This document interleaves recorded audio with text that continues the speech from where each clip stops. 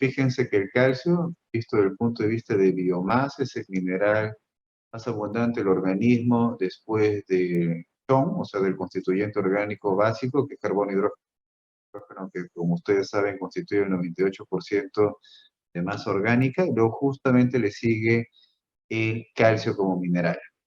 Fíjense que de la dieta, un gramo más o menos que uno ingiere aproximadamente, hay una absorción errática, casi la mayor parte, 800 miligramos, y digamos que de absorción neta finalmente tenemos 200 miligramos. Esta cantidad, los órganos calcio homeostáticos serán el riñón, que fíjense que la carga de calcio en orina por día casi es esa cantidad, y el hueso, en donde más del 99% se deposita como cristales de hidroxiapatita, como estamos viendo ahí, en conjunción con el fósforo.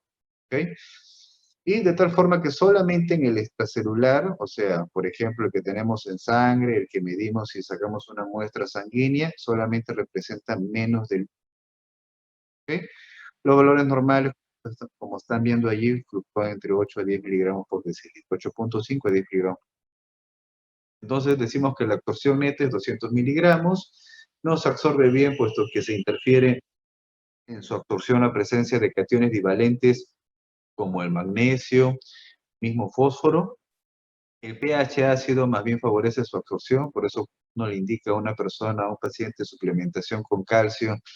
Normalmente se le recomienda que quieren ayunas o vacío, puesto que la acidez favorece su absorción. Y miren, muchos diferentes complejos derivados de la dieta interfieren con su absorción, como de los vegetales con los oxalatos, de las menestras el ácido fítico, los ácidos grasos que forman saponinas, todo eso afecta que se absorbe adecuadamente el calcio. Si le preguntamos a ustedes cuál es la función del calcio, bueno, ya ustedes podrían citar algunas en hematología, deben haber visto en hemostasia, tiene toda la cascada de la coagulación, en el segundo mensajero, regula la membrana. Han visto, por ejemplo, en su práctica, o deben haber revisado en función nerviosa placa neural, que para que las terminaciones presinápticas liberen acetilcolina, ¿qué se necesita? Haya previamente el calcio, ¿cierto? Porque normalmente desplaza las vesículas presinápticas a la hendidura, eso es lo que hace el calcio. Y también, como acaban de ver en cardiología, interviene en la fase de meseta, ¿cierto? Puede haberse dado polarización, ¿ok? Hay un ingreso de calcio ahí, y eso interviene lógicamente en la contracción cardíaca. Muy bien, entonces el calcio que yo tomo de una muestra de sangre sería el calcio total, pero este calcio total, fíjense que está compuesto por una parte que es la que se encuentra unida a la albúmina, que es la proteína que abunda en el plasma, el 40%, y el calcio iónico. ¿Por qué se le llama iónico? Porque es el calcio libre, no unido a proteínas, y ese calcio libre constituye el 50%. En menor cuantía tenemos uno que se une a componentes de nitrato en menor porcentaje. Entonces, el que es, desde el punto de vista funcional, está relacionado con la actividad fisiológica, es el calcio iónico. ¿Okay? Y en efecto, cuando yo tengo, por ejemplo, acidosis, fíjense que eso promueve que el calcio iónico. Cuando tengo alcalosis, más bien eso promueve que haya una hipotemia. ¿Okay? Entonces yo puedo ver disturbios del calcio o incremento o disminución si tengo cambios en el pH. El paciente tiene trastornos ácido-base. ¿Okay? Muy bien. ¿Qué pasaría si el calcio total está bajo? Si el calcio total está bajo, yo no necesariamente puedo pensar que el iónico está bajo. No necesariamente puedo pensar eso porque, como está en este ejemplo, el iónico puede estar normal. ¿Y por qué está el calcio total bajo? Porque está bajo las proteínas que tengo en sangre. Si el paciente tiene hipoalbuminemia, entonces esta fracción del 40% también estará reducida, por eso es que el calcio se reduce, el calcio total se reduce, pero el que me interesa desde el punto de vista funcional es el iónico. Así que si es que no se reduce el iónico, entonces no habría por qué preocuparme. ¿Okay? Puesto que esta reducción de calcio total se debe a la hipoalbuminemia. Muy bien, ahí tienen los órganos responsables de su regulación: riñón, hueso, el intestino también se encarga de hacer lo suyo como secreción, y las hormonas que intervienen serán la paratormona, la vitamina D y la calcitonina. Entonces empecemos con la vitamina D, como están viendo ahí, lo que favorece es de que se favorece su reabsorción desde el riñón y también desde el intestino, y a nivel óseo más bien favorece su depósito, o sea, promueve que se deposite como cristales de hidroxiapatita. ¿Ok? Interviene por eso en la salud ósea, en la osteosíntesis, la vitamina D. Eso es lo que hace esta vitamina, esta hormona. Por otro lado, la calcitonina, ¿qué es lo que hace? Bueno, ahí claramente estamos viendo que del calcio que disponemos en sangre, una parte lo va a depositar en el hueso, otro a nivel del riñón en cuanto a favoreciendo su secreción o favoreciendo su secreción a nivel del intestino. En otras palabras, lo que hace la calcitonina es reducir el calcio en la sangre, o sea, tiene acción hipocalcemiante, ¿ok? Eso es lo que hay que fijar. A diferencia de esta otra que es la paratormona, opción opuesta, más bien tiene acción hipercalcemiante. ¿Por qué es hipercalcemiante? Porque favorece su desplazamiento desde el hueso, o sea, favorece la resorción ósea, o favorece su reabsorción desde el intestino o su reabsorción desde el riñón. O sea, tiene acción hipercalcemiante. Lógicamente, ya pueden ir deduciendo de que cuando una persona por alguna razón tiene hipocalcemia, yo debería esperar que mi paratormona esté aumentada para que así lo compense, porque tiene acción hipercalcémica. ¿Ok? Hablemos de la vitamina D. Fíjense que la vitamina D, en efecto, como estamos mencionando, favorece qué cosa? La absorción de calcio desde el intestino. ¿Cómo lo hace? A través de un transporte transcelular que depende en efecto de la vitamina D, ¿no? Acá tenemos la vitamina D, está llegando a sus receptores nucleares y en efecto está favoreciendo la producción de estas proteínas transportadoras que generan un transporte activo del calcio. ¿Ok?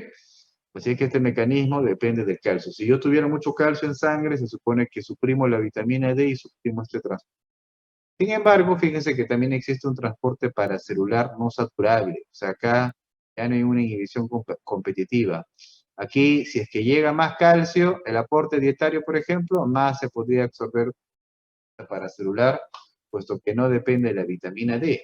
Este mecanismo incluso explica cómo es que hay personas o pacientes que desarrollan un síndrome que se llama leche y alcalinos, que ingieren grandes cantidades de calcio y eventualmente pueden hacer hipercalcemia.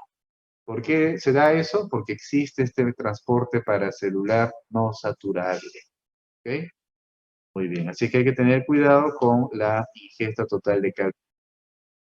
¿Qué más debemos de saber de la vitamina D? Su metabolismo. Fíjense, sabemos que empieza en piel a través de la provitamina D, que es el 7 de hidrocolesterol, y por efecto de la oxidación por la radiación ultravioleta se transforma en vitamina D, ¿no? Basta una exposición solar, unos 10-15 minutos, tengo alta en sangre.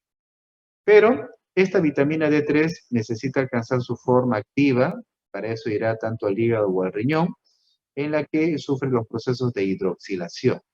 En el hígado, a través de esta enzima, la 25-hidroxilasa forma 25-hidroxivitamina D3, que le llaman calcidiol, y en el riñón, gracias a la 1-alfa-hidroxilasa, forma la 1,25-dihidroxivitamina D3, que es llamada también calcitriol, que es 3 a 4 veces más activa. Y como tal, ya como calcitriol, esta vitamina D3 más activa va a generar unos diferentes efectos multisistémicos, ¿no? Si bien se llama vitamina, en realidad tiene una acción hormonal, tanto autocrina, endocrina, paracrina. Regula diferentes órganos, sistema inmunitario, tiene una función multitarget. Eso es lo que hace la vitamina. Si hablamos un poco más de la evolución filogenética, miren, de diferentes especies biológicas, incluido el ser humano, vamos a darnos cuenta que, por ejemplo, en especies marítimas en agua de mar hay alta concentración de calcio, a diferencia de la vida terrestre, obviamente el ambiente es bajo en calcio.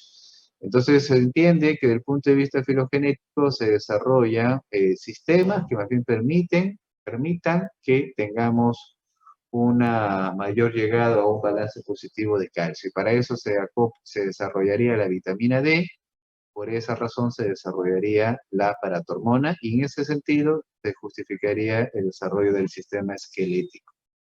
¿Ok?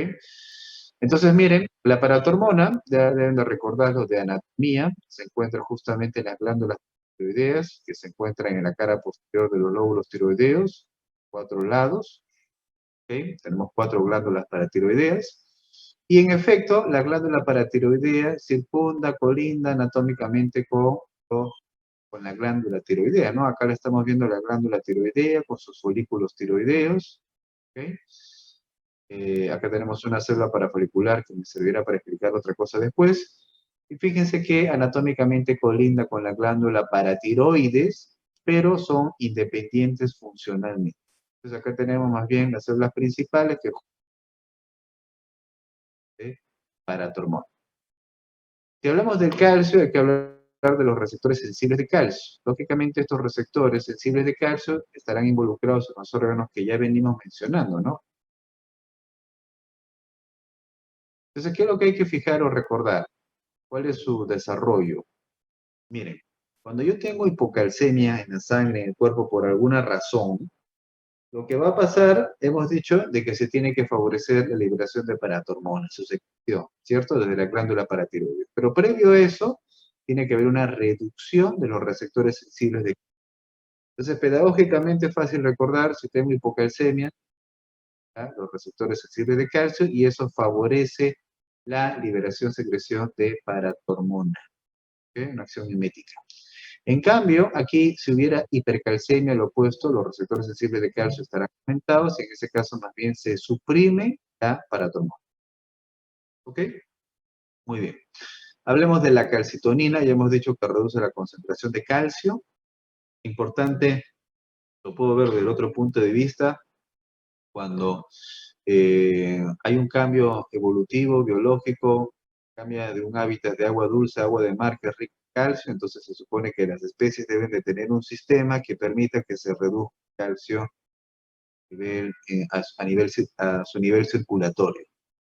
Entonces, por eso es que tenemos la calcitonina que tiene esa función, incluso, por ejemplo, en peces como en el salmón, ¿ya? Incluso se hablaba de farmacológica de la extracción de la calcitonina del salmón, ¿no? Piensos de uso de la calcitonina. ¿Dónde se produce la calcitonina? Se produce en las células parafoliculares, que acá ya lo habíamos visto, está colindando en el óvulo que está relacionado al óvulo tiroideo, y que constituye solamente menos del 0,1% de la glándula tiroidea. Entonces, se supone que esta actúa más rápido que la paratormona, que demora 3 a 4 horas. ¿Y qué pasaría si yo retiro la glándula tiroidea a un paciente? O sea, porque tiene tumor o cáncer, etcétera. ¿Se afectará entonces mi calcitonina? ¿Se afectará mi metabolismo de calcio? Bueno, fíjense que a largo plazo no se afecta el calcio iónico. ¿Y esto por qué? Porque tenemos otros mecanismos compensatorios que me permiten estimular la calcemia. Muy bien. Si hablamos del calcio, tenemos que hablar necesariamente del fósforo. ¿Ya? Ya han visto que los cristales de hidroxiapatita se distribuyen entre ambos a nivel óseo. ¿Ok? De la misma forma, principalmente se encuentra ubicado a este nivel, en plasma solamente se encuentra en menos 1%, y si se les pregunta qué función tiene, bueno, fíjense que solamente a nivel citando lo podría recordarlo, puesto que a nivel intracelular, ¿qué cosa forma? Ácidos nucleicos, ¿cierto? También forma ¿qué cosa? Fuentes de energía, fosfato, enzima fosforilasa, glucosa 6-fosfato, el 2,3-difosfoglicerato para favorecer la entrega de oxígeno, ¿cierto? En las células, fosfolípidos de membrana. Entonces, ahí está funcionalmente la actividad de fósforo, del fosfato, en cuanto a la ingeniería celular, e intervención para la celular. Los valores normales, como estamos viendo, fluctúan de 2,8 a 4,5. Hay discretas variaciones circadianas. Y fíjense que también interviene en la regulación del equilibrio ácido-base, porque también, así como existe el equilibrio ácido-base relacionado con el bicarbonato, cual su denominación del sistema se llama sistema de bicarbonato carbónico, fíjese que también existe un sistema relacionado con el fosfato, que se le llama monobásico dibásico. ¿Okay? Y esto permite mantener en pH 7,4, en especial el intracelular. ¿Okay? Muy bien. Por otro lado, el fósforo también, fíjense que puede afectarse su absorción también por la presencia de cationes divalentes, como magnesio, aluminio y calcio. Entonces, esto es importante, puesto que ya se están dando cuenta que si el calcio se encuentra con el fósforo, más bien, ¿qué va a pasar? Se afecta su absorción. ¿Por qué? Porque cuando el calcio se encuentra con el fósforo, forman complejos insolubles. ¿Eso qué significa? Que si se encuentra esto en el intestino, al final no se absorbe y se elimina por las heces. ¿Ok? Entonces, a partir de aquí también hay un concepto importantísimo. En sangre nunca se van a encontrar así juntos. ¿Qué pasaría si en la circulación en la sangre se encontraría el calcio elevado, el fósforo elevado a un mismo nivel proporcional? Formarían un complejo insoluble. Y eso, a través de la circulación, finalmente se terminaría depositando en partes blandas, generando calcificación, ¿no? El único lugar donde puede ocurrir eso es en el hueso. Circulación no. Entonces, por esa razón es de que nunca hay una relación directamente proporcional entre calcio y fósforo, más bien es lo opuesto. Cuando el calcio está aumentado, el fósforo está reducido. Cuando el fósforo está aumentado, el calcio tiene que reducirse. Entonces, la relación es inversamente proporcional. ¿Qué más hay que fijar el calcio? Fósforo, perdón. Bueno, la vitamina D, como lo estamos viendo aquí, favorece tanto la absorción de calcio como hemos visto, pero también la absorción de fósforo. Y a nivel óseo, en realidad también está favoreciendo el depósito. La que viene a regular propiamente esta relación inversamente proporcional de la que estamos hablando viene a ser la paratormona. La paratormona, como ya hemos dicho, favorece la reabsorción de calcio, lo hace en el túbulo distal, pero al mismo tiempo favorece la excreción de fósforo, o sea, tiene acción fosfúrica. La paratormona es la que es responsable de mantener esto. ¿Okay? Muy bien. Obviamente, el calcio y el fósforo se necesita para la salud ósea, el crecimiento, por eso en etapas óseas, en la pubertad, etcétera, yo debería esperar un buen nivel de calcio y fósforo, del índice fosfocálcico, en niños. ¿Ok? Muy bien. Acá hablando de la homeostasis del fósforo. Pongamos, tengo el fósforo normal y se incrementa, ya sea el fósforo dietario, exógeno, me voy a una de alimentos celulares, entonces carga de fósforo. ¿Ok?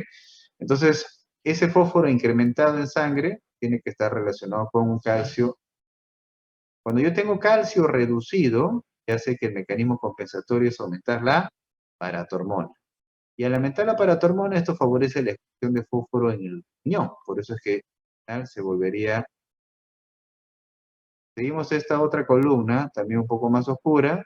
¿Qué más sucedería cuando tengo aumento de la carga fósforo a nivel de la sangre? Se tiene que reducir el calcitriol, ¿no? Era compensatoria, puesto que sabemos de que eso favorece la reabsorción de fósforo, entonces en este caso más bien tiene que estar suprimido, inhibido y así se reabsorbe menos y así se normaliza. Vamos al otro lado ahora, acá la columna más clara, en el caso de que tenga fósforo sérico reducido, como ocurriría en un paciente desnutrido, por ejemplo. En este caso, como estamos mencionando, el calcio está aumentado, el calcio aumenta, la paratormona se suprime, y al suprimirse la paratormona se reduce la excreción de fósforo en el riñón. Por otro lado, si seguimos acá, al reducirse el fósforo, de manera compensatoria se aumenta la síntesis de vitamina D de calcitriol para favorecer la reabsorción de fósforo a nivel intestinal y eso normal sería de regular el fósforo, previamente estaría. Acá estamos viendo la relación inversa que estamos mencionando. Fíjense acá, en las abscisas cuando se va incrementando el calcio de manera proporcional en las ordenadas se va reduciendo el fósforo. Por eso vemos esta curva inversamente proporcional. A más calcio tengo menos fósforo. Y acá agrego de manera experimental, miren, aplicación exógena de la paratormona, lo mismo sucede en la fisiología, mientras más paratormona haya, ocurre esto, ¿no? Más paratormona, acción hipercalcemiante, aumenta el calcio, al mismo tiempo se reduce el fósforo, fosfatúrica, ¿cierto? Menos paratormona, entonces tengo menos calcio en sangre, ¿ok? Y tendría más fósforo, ¿ok? Inversamente proporcionales. Vamos a poner un ejemplo de una hipocalcemia. Recuerdo que tienen que hacer alcalosis respiratoria que coexiste con hipocalcemia, así que es importante entenderlo desde ahora. Cuando yo tengo hipocalcemia, ¿cuáles van a ser los mecanismos compensatorios del cuerpo? Por supuesto que tendremos que hablar de la calcitonina y paratormona, pero antes de ello, incluso tenemos otras proteínas de intercambio rápido que se encuentran a nivel óseo. Tiene la osteocalcina, normalmente atrapan calcio. Entonces, cuando una persona tiene hipocalcemia, lo que hacen estas proteínas es liberarlo, en cuestión de segundos, rápido. Ese es el primer mecanismo compensatorio. Luego, se supone que la calcitonina en este caso tendrá, eh, sabemos que la calcitonina tiene acción hipocalcemiante, ya tenemos que estar inhibida, ¿cierto? Y después, la que tendría que regular en cuestión de horas será la paratormona, ¿ok? Que en este caso, lógicamente, tendrá que estar aumentado. Acá tenemos un paciente con hipocalcemia, calambres típicos, unos espasmos carpopedales, manos, así tiene esta configuración, en las manos esta contracción. Y cuando yo tengo entonces hipocalcemia, los receptores sensibles de calcio hemos dicho que están reducidos, la paratormona obviamente aumenta, ¿cierto? Desde las células principales de la glándula paratiroidea. Esto favorece la resorción de calcio, la salida del mismo, además el calcio en sangre. Desde el punto de vista del riñón, se reabsorbe directamente en el túbulo distal, tiene acción fosfatúrica también. Y fíjense, una condición adicional es que la paratormona favorece la hidroxilación o activación de la vitamina D en el riñón. O sea, la paratormona favorece la producción de calcitriol. Y el calcitriol, como sabemos, favorece la absorción de calcio en el intestino. Por todas esas razones, al final se regula el calcio. Muy bien. De manera complementaria, como una información adicional, mencionaremos algo de la salud ósea. Fíjense que el hueso como tal, 30% es matriz orgánica y el 70% sales, o sea, calcio, fósforo, magnesio, estos son las sales. Y tenemos dos tipos de hueso, cortical y trabecular. Nuestra teoría más esquelética corresponde al hueso cortical, pero mal haríamos en pensar o definir que esta fuerza o esta del hueso realmente depende de su mineralización, de su cantidad mineral, de si que tiene más calcio, más fósforo, ¿ok? Si bien es cierto, existen pruebas como la densitometría que realmente están relacionadas para ese tipo de enfoque, en realidad la fuerza de un hueso depende de otras cosas, depende no solo de la densidad, sino también depende de su geometría, de las fuerzas, de cómo se aplican. Por ejemplo, en el fémur se supone que hay inserciones musculares que tienen una orientación, una fuerza. Entonces, esa fuerza es lo que le da esa orientación, esa masa muscular activa, esa movilidad es lo que da fuerza al hueso. Y del hueso trabecular que estamos viendo acá dependerá del grosor de las trabéculas, del número que tienen, el espacio, su profundidad, la orientación, dependerá de eso. Entonces, por esa razón, cuando vemos un paciente hospitalizado, sedentario, inactivo, ese paciente tiene riesgo de osteoporosis. En cambio, el que está en actividad de movilización, etcétera, tiene riesgo de osteoporosis. Ahí te das cuenta claramente de que la calidad de un hueso depende en realidad de las fuerzas que está recibiendo, no tanto de un solo componente que sería la densidad. ¿Ok? Así que no vayan a pensar que la osteoporosis se trata solo tomando calcio. ¿Ok? Muy bien. Entonces, miren, en la formación ósea depende de dos factores, la formación ósea intramembranosa y la formación ósea endocondral. La intramembranosa, dos factores, el colágeno y sustancia fundamental que son los proteoglicanos, por ahí alguna enzima es la que se encarga de formar el tejido osteoide, que es la fosfatasa alcalina. ¿Qué cosa es el tejido osteoide? Es el tejido óseo no mineralizado. ¿Qué es lo que falta? Que se mineralice. Para eso, proteínas que atrapa calcio. Entonces, y por otro lado, tengo la formación endocondral, que es lo que ustedes deben de recordar de histología, que tiene que haber también un factor angiogénico, una función que recluta osteoblastos, y formación endocondral y formación ósea intramembral. Entonces, miren, ¿qué es lo que necesito? Una matriz primero, una adecuada concentración de minerales, el hidrógeno también hace lo suyo, pienso, mencionamos de que si tenemos mucha carga ácida, mucha carga de hidrogeniones y acidosis, eso puede generar, ¿qué cosa? Hipercalcemia, y eso cómo lo haría, porque el calcio se estaría desplazando desde el hueso. Entonces, eso atentaría a largo plazo si se mantuviera a nivel de nuestra salud ósea. Así que debería mantenerse la concentración de hidrógeno. Desde el punto de vista endocrino, miren, todas las hormonas que vienen a dominio de la osteosíntesis, la calcitonina, los estrógenos, la hormona de crecimiento. Algunas tienen acción dual, la paratormona y la vitamina D, ya que la paratormona también tiene acción de osteosíntesis y osteólisis, aunque predomina la de osteólisis, y la vitamina D más bien predomina la de osteosíntesis, ¿no?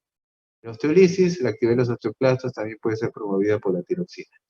Y a nivel nutricional interviene, ya hemos dicho, el calcio y el fósforo. Entonces, miren, síntesis ósea y resorción ósea.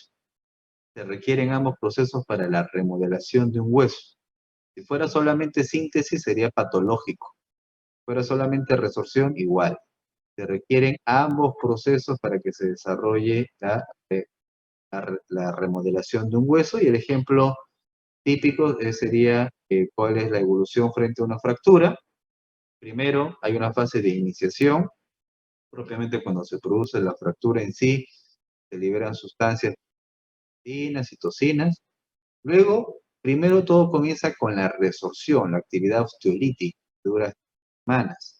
Luego recién viene la formación del hueso, la osteosíntesis, que puede extenderse hasta 3 meses, que es lo que coincide con el periodo que utilizamos la bota de yeso, ¿no? Entonces, para que se forme ese callo óseo, finalmente tiene que atravesar todas estas fases, ¿no? Resorción primero, luego osteosíntesis o deformación, y como hasta acá tienes el tejido osteoide, finalmente lo tienes que mineralizar. Se deposita el calcio y fósforo y se activa. ¿Ok? Entonces, este proceso de remodelación, que estamos diciendo que depende de los osteoblastos y de los osteoclastos, es dinámico e es interactivo. No es de que uno sea opuesto al otro, de ninguna manera. Trabajan de manera coordinada. Incluso el osteoblasto secreta una molécula que es la que produce la maduración de los macrófagos en osteoclastos. ¿Ok? Y luego cuando ya supera la fase de resorción, se supone que el osteoblasto lo que tiene que es sintetizar otra molécula, la osteoprotegerina, que evita el contacto entre el RAN y, eh, y el osteoclasto. ¿Ok?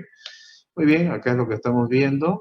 El osteoblasto entonces tiene una interacción dinámica, que es la maduración del osteoclasto. Acá está haciendo su acción lítica, supone el Howe shift, ¿cierto? Y favoreciendo la resorción, y luego vendrá la síntesis ósea. Para esto requiere una perfusión. Esto implica que cada llegada de osteoclastos, remodelación. Estas capas circunferenciales en un corte transversal representan justamente la remodelación que ha venido hueso. Listo. Muy bien. ¿Tienen alguna pregunta hasta aquí?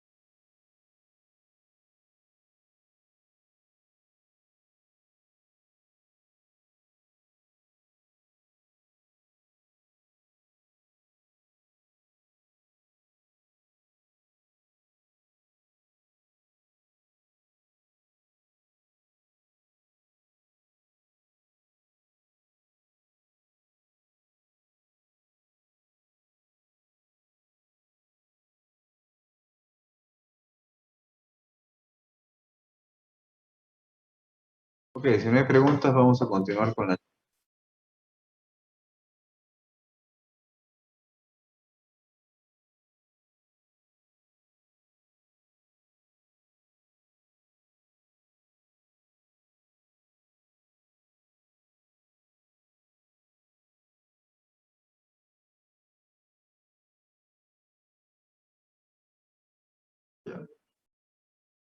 Ok, ¿están viendo mi pantalla? ¿Confirman? Sí, doctor. Sí, doctor, sí se ve. Vamos a hablar ahora de páncreas endocrino.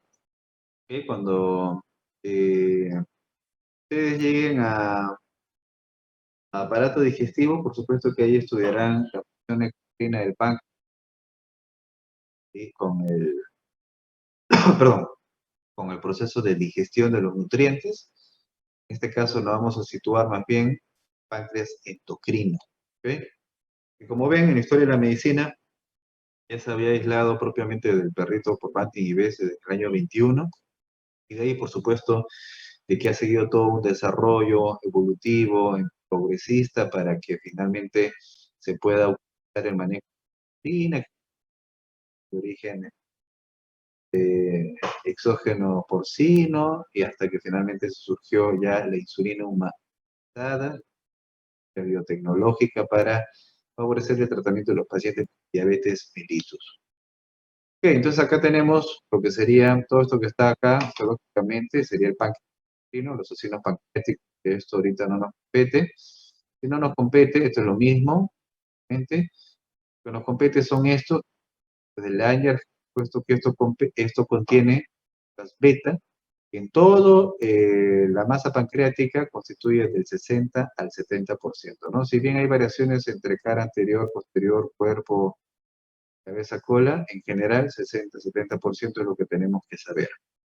En la célula alfa también tenemos un menor porcentaje, que es la que forma el glucago, y la célula D, que es somatostatina, que tiene acción inhibitoria. Entonces, interesa la célula beta, insulina, que más bien tiene acción hipoglicemiante, y más bien la célula alfa, el glucago, que tiene acción hiperglicemiante, opuesta a la insulina. Entonces, ¿cómo se secreta la insulina?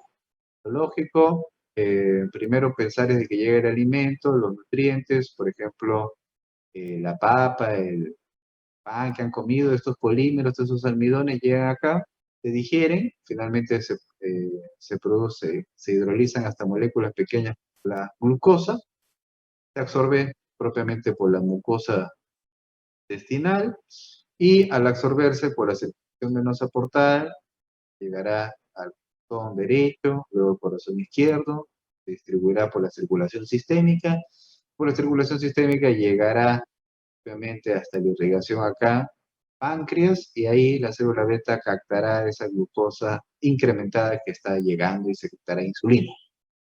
Así que ese es el mecanismo ortodoxo clásico que normalmente se manejaba hasta hace ya atrás, en cuanto a la secreción de la insulina, y que lógicamente es totalmente obvio y cierto, puesto que la insulina se estimula por la carga postprandial en cuanto a la glucosa. Sin embargo, a esto hay que agregar que actualmente se sabe que la regulación para la secreción de la insulina depende de las incretinas, y ahí ya introducimos más bien que existe un eje interendocrino. Incluso hasta más del 50% se atribuye a las incretinas. Entonces, ¿esto qué significa? Que en realidad hay una conexión directa. El alimento está llegando por acá al duodeno, acá hay unas células K, y se forman incretinas, que son estas proteínas como el GIP o el GLP-1. Estas proteínas directamente a nivel pancreático estarían favoreciendo la secreción de insulina. Entonces, ¿qué proteínas son? El GIP, efecto insulinotrópico dependiente de la glucosa, y el GLP-1 al glucago. Entonces, esto es importante puesto que ese es el entendimiento actual sobre la fisiología endocrina de la insulina. Si yo tuviera un paciente diabético, por ejemplo, que muchas veces ya se está afectando su masa, su reserva de insulina en su páncreas, ¿por qué es importante estos conceptos? Puesto que hay medicamentos que más bien podrían favorecer la acción de estas incretinas, como de la GLP-1, y eso favorecería la secreción de insulina. Si bien es cierta, esta se llama efecto similar al glucagón, eso es porque su estructura química es similar, pero no se confundan, ¿ya? Eso no tiene nada que ver con su función como tal, que ya estamos diciendo que es secretar insulina. ¿Okay? También ambas se metabolizan con esta enzima, el dipeptilpeptidasa 4, así que es importante considerarlo, puesto que si hubiera reducido el dipeptilpeptidasa 4, yo podría tener más incretinas. Así es que si yo lo inhibo con un medicamento, puedo disponer de más incretinas. Sin efecto, eso también se hace. Se hace también en la terapéutica actual del diabetes. Pero es importante recordar estos elementos básicos lógicos. Entonces, miren, acá tenemos la célula beta que está sintetizando la insulina. Esto deviene primero de su formación, bueno, primero todo empieza obviamente en la transcripción nuclear para la síntesis de proteínas, que se va a finalmente ensamblar en los ribosomas. Y luego vamos a tener que ahí se forma la proinsulina, luego en el aparato endoplásmico formamos la proinsulina, y esta proinsulina, la cadena que estamos viendo acá, luego se va a escindir, vamos a tener por un lado lo que sería esta insulina, ese sería el péptido, y esto ya ocurre en el aparato de Golgi. Entonces, de la misma forma que se forma insulina, de manera proporcional se forma péptido C. Incluso yo puedo saber cuánto es la reserva pancreática de insulina de esa persona midiendo el péptido C. ¿Y qué es lo que se hace en la práctica? Muy bien, acá tenemos la célula beta nuevamente que está secretando insulina. Por supuesto, su estímulo está relacionado con la glucosa, por eso se dice que la célula beta es un glucostato, tiene su propio transportador especial que es el GLUT2. Y fíjense que cuando ingresa la glucosa se fosforila, forma C-fosfato, hará glicólisis, hará ciclo de Krebs, ATP, y esto lo que va a generar es un cierre de los...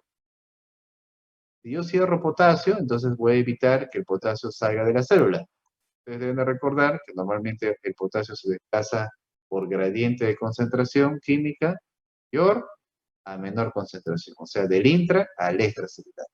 Si yo cierro los canales de potasio, ya no ocurrirá eso, va a empezar a acumular el potasio dentro de la célula. Y al acumularse se va a generar una despolarización. Esta despolarización va a generar la apertura de los canales de calcio dependientes de voltaje, que ya lo estudiaron en cardiología, y que hacen siempre lo mismo, ¿no? El mismo nombre se llama canales de calcio dependientes de voltaje. En este caso, el voltaje está relacionado con la carga positiva, la despolarización del mismo.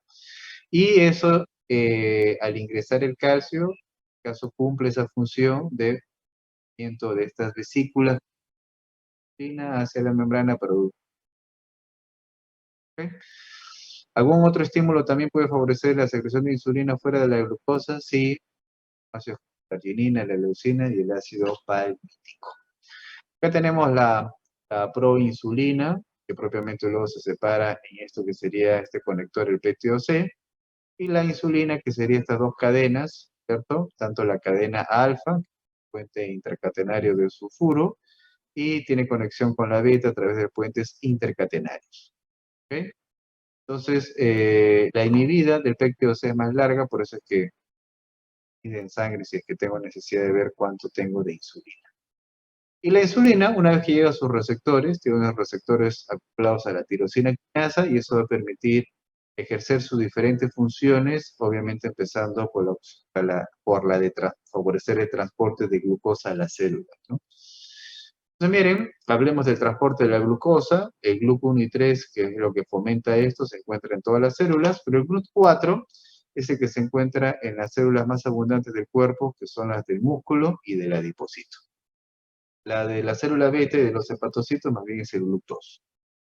Ahora, por si acaso, en el músculo, si bien es cierto, tiene este GLUT4 y es de las células más importantes cuantitativamente en el organismo, fíjense que la fuente de energía principal no depende de la glucosa, sino de los ácidos grasos. Ojo con eso. Y también acá recordamos la cinética miqueliana, que me dicen que la de la glucoquinasa, su constante de Michaelis es superior a la exoquinasa. ¿Esto qué significa? Que tiene menor afinidad por la glucosa. ¿Ok? Muy bien. Acá tenemos la homeostasis de la misma. Rojo, estamos viendo lo que sería la carga de la glucosa, que se incrementa en los estados postprandiales después del desayuno, almuerzo. Okay, se incrementa y se reduce, se incrementa y se reduce. Esto de acá serían los periodos interprandiales de ayuno. Y fíjense que, obviamente, bien uno tiene incremento de la glucosa, automáticamente le acompaña y la regula la insulina, ¿no? Por esa razón, vemos ahí la línea azul continua, que es lo que está representando a la insulina. En efecto, se incrementa rápidamente y luego hace que se reduzca la glucosa. ¿Okay? Entonces, fíjense, ya me doy cuenta desde ahora de que la curva de la insulina tiene dos fases, una inicial rápida, pulsátil, y luego tiene una de meseta, ¿cierto? Y que es la que ya se puede extender por 2 horas aproximadamente. Lo mismo ocurrirá en el siguiente episodio y en cada estado postprandial. En ayunas, se supone que debe de mantenerse entre 30 y 100 miligramos y el consumo de glucosa basal es de 2 miligramos Todas las células requieren glucosa, están consumiéndola, no. ¿Ok? Entonces miren, en la célula beta y en el hepatocito no se requiere de la insulina, pasa directamente la glucosa. ¿Ok? En las células del encéfalo tampoco, ¿ok? Ahí tenemos el GLUC3, la constante de Michaelis es muy baja, a diferencia de la célula beta que tiene un muy alto, ¿ok? Habíamos dicho que la que tiene constante de Michaelis superior es la que tiene menor glucosa, ¿ok? Fíjense que acá tenemos para recordar del hepatocito un metabolismo que ocurre cuando yo ingiero demasiada glucosa. Cuando yo ingiero mucha glucosa, o sea, la persona, ¿por qué, por ejemplo, tiene sobrepeso? Tiene sobrepeso, engorda, porque empieza a almacenar tejido adiposo, hace lipogénesis. Y esa lipogénesis está relacionada porque el hígado empieza a producir más triglicéridos. ¿Y por qué va a ocurrir eso? Porque yo ya superé mi consumo de glucosa. Se supone que cuando ustedes, por ejemplo, almuerzan, comen, esa carga de glucosa, primero, que satisface la necesidad de todas las células, pero después también almacenamos una parte, ¿no? Glucógeno, ya sea en el hígado o en el músculo. Si yo tengo una mayor sobreingesta, ¿ok? El que come ya por las puras, entonces esa persona lo que va a inducir es un proceso de lipogénesis, ¿ok? De almacenamiento, porque el organismo lo interpreta como que es necesario almacenar esto que la persona está ingiriendo, porque luego vendrá un periodo de ayuno y por eso lo está haciendo. Entonces, por eso es de que ocurre ese proceso. Y ese proceso, hay que recordar acá, que después de haber atravesado la terapia glucolítica, llegamos acá al ciclo de Krebs, matriz mitocondrial, y fíjense que se exporta el citrato. ¿Qué es lo que hay que recordar acá? La vía del malonilcoenzima A, puesto que esta es la que se encarga de la producción de ácido graso como el LDL, rica en triglicéridos. Entonces, eso es lo que interviene en la lipogénesis, y este mecanismo también es promovido por la insulina. Entonces, miren, estábamos diciendo sobre la curva de la insulina, después volvemos a lo que acabo de mencionar. La curva de la insulina, hemos dicho, dos fases. La primera aumenta 10 veces su valor a los siguientes minutos, luego va disminuyendo hasta los siguientes 5 a 10, y a los 15 minutos de la ingesta prandial, otra vez tiene una segunda elevación que sería la fase de meseta, que se extiende por unas horas. En conclusión, ¿cuáles son las funciones de la insulina? Uno es aumentar la actividad de la glucoquinasa, favorece la glucólisis estratégicamente con algunas enzimas, con fructoquinasa, piruvatoquinasa y piruvato deshidrogenasa, o sea, el consumo de la energía de la célula, la favorece la insulina. Favorece que se almacene glucosa como glucógeno, ya sea en el hígado, músculo, lo hace favoreciendo el aumento de la glucógeno sintetasa. Inactiva su descomposición, la descomposición del glucógeno depende de la fosforilasa hepática. Y entonces el aumento del glucógeno se llama glucogenogénesis. Y por otro lado, como hemos dicho, también también tiene una acción anabólica, puesto que favorece la síntesis de las. Entonces miren, cuando yo almaceno aquello de que puede ser fuente de energía, ¿no? Lo único que puede el organismo almacenar es carbohidratos en forma de glucógeno o grasas en forma de triglicéridos. No almacenamos más. Las proteínas no es que tengan una forma de almacenamiento, ¿ya? Las proteínas son las que se disponen orgánicamente desde el punto de vista estructural. Si empiezan a consumirse porque un paciente cae en desnutrición crónica, lamentablemente eso ya incrementará su morbilidad o muerte. Entonces, por eso es de que el glucógeno se consume. Si una persona está en ayunas, se va a agotar rápidamente porque solamente eso me sirve para el periodo interprandial de 6 a 8 horas. Y luego empezaría a consumir la grasa, ¿no? Entonces, la persona entraría en un proceso de lipólisis, por ejemplo. Ya cuando se consume esto, como les digo, se consumen las proteínas, ya generaría enfermedad. Muy bien. Entonces, volviendo a las funciones de la insulina, hemos dicho glucogenogénesis, ahí está, aumenta el glucógeno sintasa, esto incluso aumenta hasta el 5 a 6% de la masa hepática.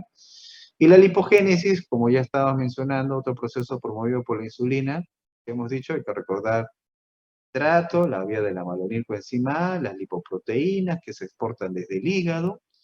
Esas lipoproteínas viajarán por la circulación y llegarán acá al tejido adiposo.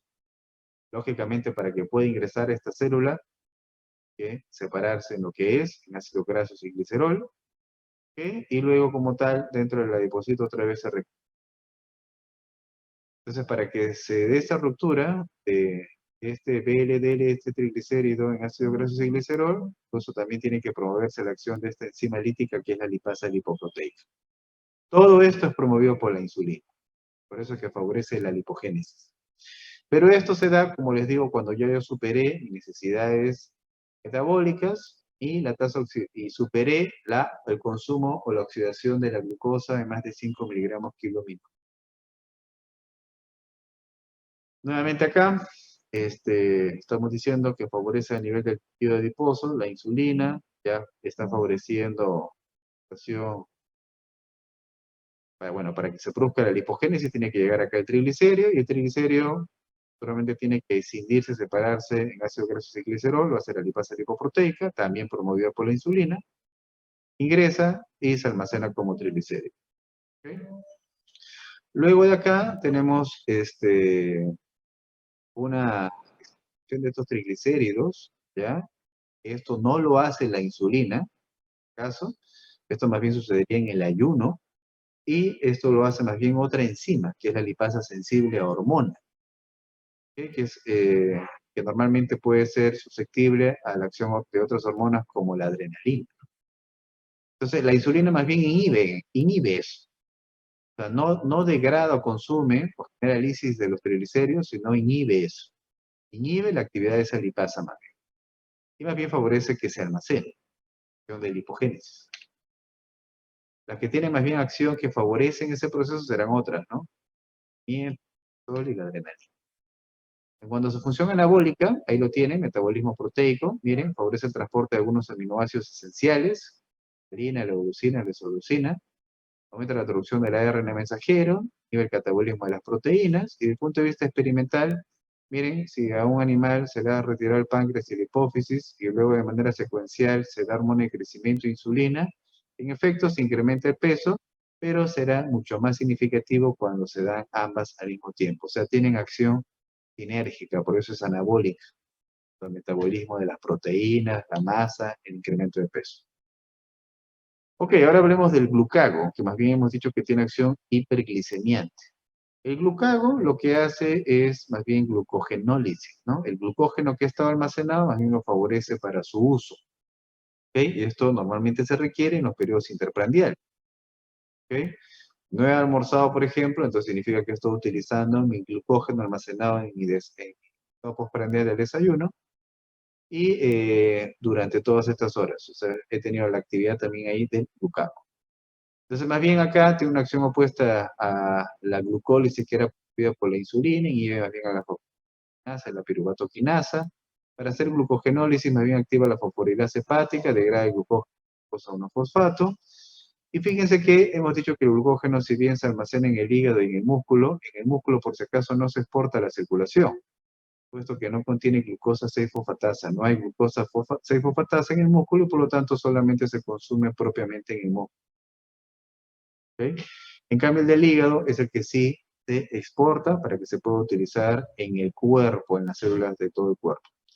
Y el glucagón también interviene en la neoglucogénesis. ¿Qué cosa es la neoglucogénesis? Su nombre lo dice, es la neoformación de glucosa a partir de fuentes no glucidas, o sea, ácidos grasos, por ejemplo, o aminoácidos. Entonces, miren, vamos a poner el caso del ayuno, ¿no? ¿Qué pasa en el periodo inicial del ayuno? Se supone que ya estoy diciendo que consumo mi glucógeno almacenado por glucogenólisis, y para eso se ejercerá la acción de la... Entonces, ese glucago me va a servir para 6 a 8 horas, obviamente habrá hambre, por glucosa, y entonces si es que no hubiera consumo de alimentos y se prolongara el ayuno, entonces voy a empezar a consumir mi otra fuente de reserva, que sería el tejido adiposo, los triglicéridos, y para eso empezará a haber lipólisis. En este caso, la lipólisis promovida, ya hemos dicho, crecimiento, la adrenalina, ¿cierto? Entonces, ese ácido graso ahora se está liberando a la circulación, ese ácido graso libre, llegará al hígado y se producirá neoglucogénesis, porque igual siempre necesito consumir glucosa, como las células cerebrales, por ejemplo, las hematitas, las células espermáticas, requieren siempre. Entonces, la neoglucogénesis estará relacionado con el gluten. ¿Ok? Y muy bien, entonces yo podría seguir en ayuno, huelga de hambre, etcétera, y al final tendría que agotar mi reserva lipolítica. En un segundo momento podría empezar a consumir cuerpos cetónicos, ya que se están oxidando en mayor cuantía los ácidos grasos, y ya sería el segundo suministro de energía que podría tener una célula del sistema nervioso, ¿no? Porque siempre su predilección será por la... Ok, muy bien. ¿Preguntas? ¿Tuvieran alguna pregunta?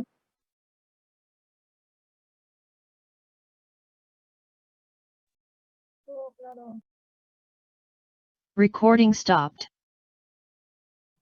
Sí,